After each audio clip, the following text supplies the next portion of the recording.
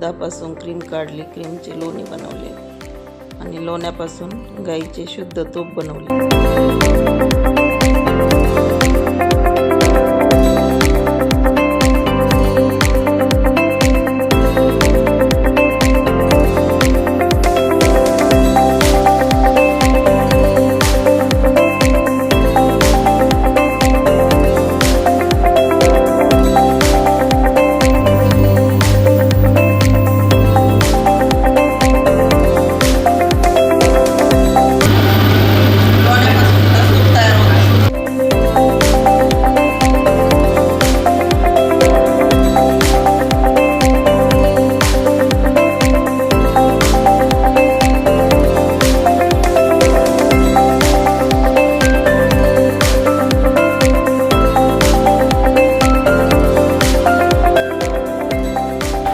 माझे नाव मंगलाजीनाथ जगदाळे, क्रांती महिला बचत गट, ज्ञानेश्वरी लोकसंचलित साधन केंद्र निवासा।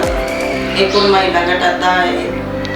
गटाची स्थापना 2004 मध्ये झाली। सुरुवातीला दूध संकलन करून त्यापासून तूप तयार केले व तुपाची विक्री व्यवस्था नसल्यामुळे धंदा कमी होत होता। नंतर बचत गटामार्फत व्यवस्था झाल्यापासून तूप विक्री महिला आर्थिक विकास महामंडळाने सहकार्य केल्यामुळे तूप विक्री मुंबई, पुणे, नाशिक, नेवासा, हरियाणा येथे होऊ लागली आणि आता 20 लाखापर्यंत माझे